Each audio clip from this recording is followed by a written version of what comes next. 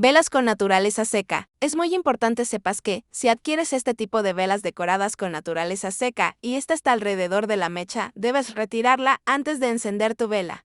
La naturaleza seca es altamente inflamable. En este caso, nuestras velas con naturaleza seca están diseñadas para que la llama no alcance los bordes donde está decorada, o sea, ella quemará solo en el centro. No obstante, usted nunca debe dejar una vela encendida sin atención. Es importante que usted entienda debe mantener estas velas en superficies estables y resistentes al calor. Sígueme para más tips sobre el cuidado de tus velas.